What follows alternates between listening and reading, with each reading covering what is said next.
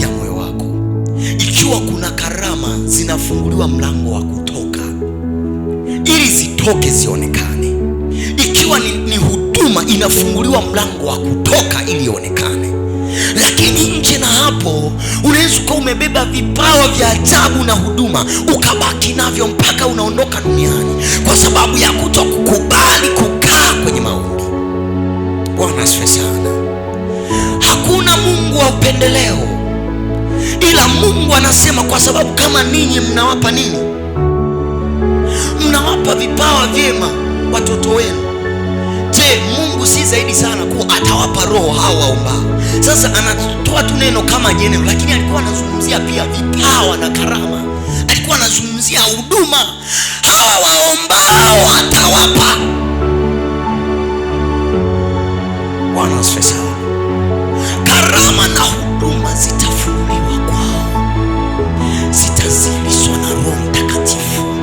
Matendo ya ajabu yatazilishwa na Roho Mtakatifu. Jamani, Bwana asifiwe. Kwa hiyo ufunguo wa huduma ulionayo, muulize ndugu yako, hivi una huduma gani? Hakujibu. Sasa muulize una huduma gani mtumishi? Tuambia na huduma mtumishi ana huduma gani? Muulize vizuri. Hakujibu. Sasa mbona hakujibu?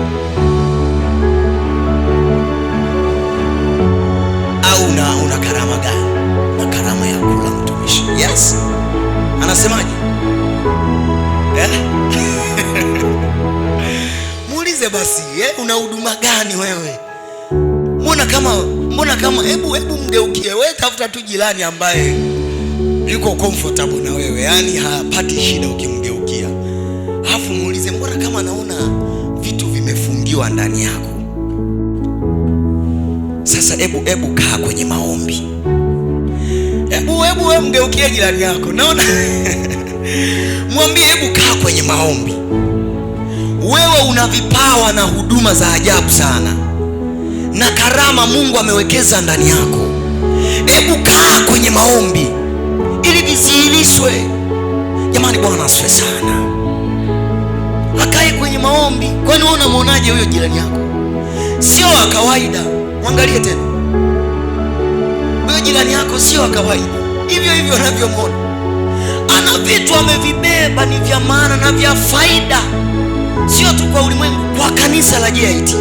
Lakini vimefungiwa kwa sababu ya kukosa kitu kinaitwa maombi, ambacho ndicho ufunguo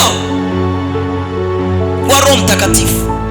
Ndio ufunguo wa Mungu ili aruhusu mambo yatende kazi na vitu visirishwe. Wewe una vitu visivyo vya kawaida ndani yako, na wewe umebeba neema isiyo ya kawaida, lakini ili mambo yasilishwe na yafunuliwe, lazima tukae kwenye maombi. Wapendwa, hatuna namna nyingine, lazima tukae kwenye maombi. Tutafute uso wa Mungu na tuzungumze na Mungu wetu. Na ndio maana ukisoma hiyo Wathesalonike, anazungumza vitu vingi. Ukisogea mstari wa 18 anasema msitweze unabii. Naelewa maana kutweza unabii.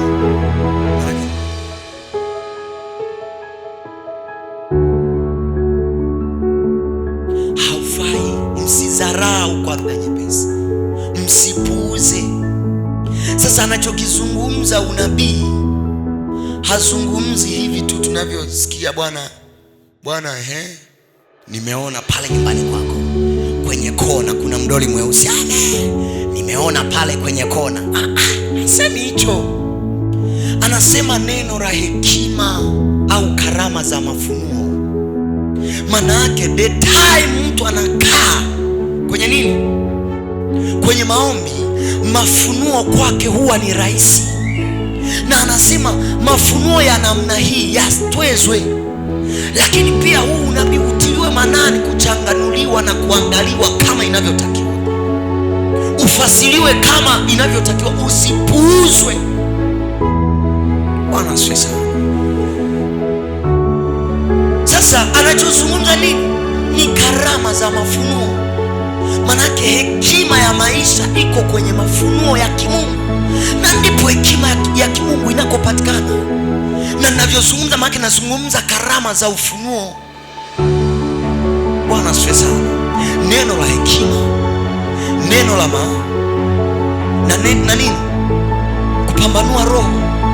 Jamani, Bwana asifiwe sana.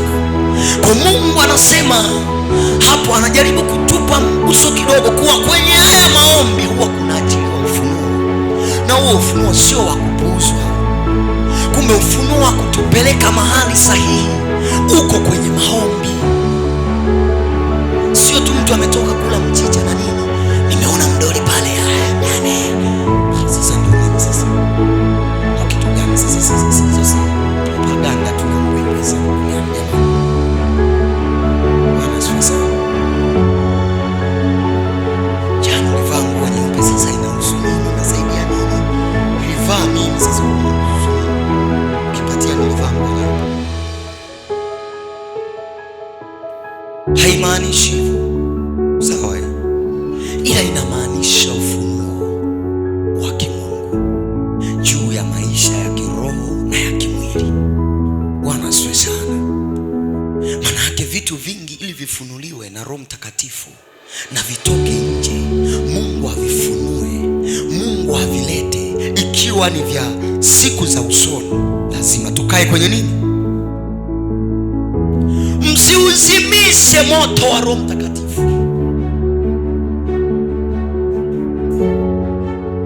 Mkae katika maombi. Paulo anaagiza wasizunike. Pamoja na hayo yote, msiuzimishe moto. Hebu chocheeni moto. Ukienda sehemu nyingine, Timotheo anamwambia hiyo karama iliyo ndani yako uichochee. Bwana asifiwe sana. Nani anachochea moto bila upepo?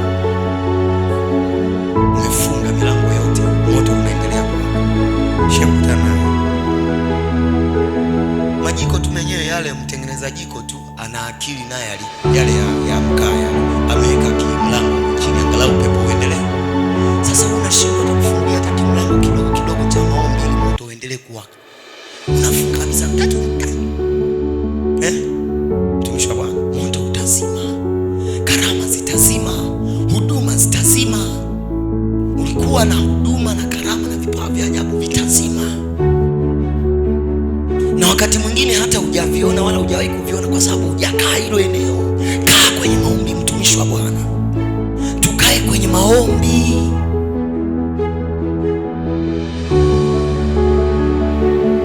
Jamani, Bwana asifiwe sana.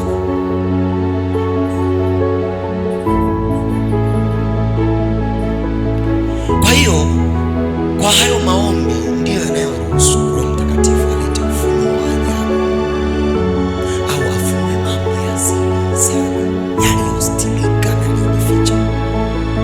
Tunaelewana? Kwa hayo maombi, mtu akiwa kwenye maombi ndipo ufunuo unamjilia huko. Na ufunuo hautoka kwa yeyote, ila kwa nani? Kwa Roho Mtakatifu. Roho Mtakatifu ndiye anayeleta ufunuo, ndiye anayezungumza na mtu, hasa mtu akiwa amejikita na amekaa kwenye maombi. Bwana asifiwe sana. Lakini pia ndiyo yanayoruhusu Roho Mtakatifu kututenga mbali na uharibifu na majaribu na dhambi. Hakuna mwanadamu wa kushinda yeye peke yake dhambi na vitu vya dunia. Lakini mwanadamu yoyote aliyeshindwa na hivyo vitu na dhambi imemshinda, kuna kitu kimoja amekikosa: maombi yanayoruhusu Roho Mtakatifu amuimarishe na kumtenga na huo uchafu, kwa sababu tunatakaswa, yani tunatengwa na mbali na dhambi na uchafu kwa Roho Mtakatifu. Bwana asifiwe sana. Kwa hiyo ukisuka hapa utaona anazungumza, anasema mjiepushe na ubaya wa kila nini? Namna. Jitengeni na ubaya wa kila namna. Jitengeni na ubaya wa kila namna. Lakini pia anasema mstari wa ngapi? Wa 21, jaribuni mambo yote, lishikeni lilo jema. Anazungumza juu ya karama nyingine ya kupambanua roho. Haiwezekani kufunuliwa karama hiyo mpaka Roho Mtakatifu yuko ndani yako na umemruhusu kwa njia ya Mungu. Sasa anasema jaribuni kila jambo, afu shikeni lilo jema. Kuna mambo lazima tuyajaribu, tunaelewana? Kuna mambo lazima uyajaribu. Sasa unayajaribu kwa njia gani? Wewe unamzaa, manake kwa njia ya Roho Mtakatifu, afu unashika lililo jema na ukiwa umekaa kwenye maombi. Na ndio maana sehemu ya maombi ndiyo sehemu pekee ambayo hata Yesu mwenyewe alienda akasema, Bwana, ikiwa ni mapenzi yako iwe. Manake sehemu pekee ambapo mapenzi ya Mungu yanaweza akafunuliwa kwako, na mambo ambayo si mapenzi ya Mungu umekusudia kuyafanya ila sio mapenzi ya Mungu yanaweza akafunuliwa, kaambiwa sio, ni kwenye maombi. Sasa nasema jaribuni kila jambo.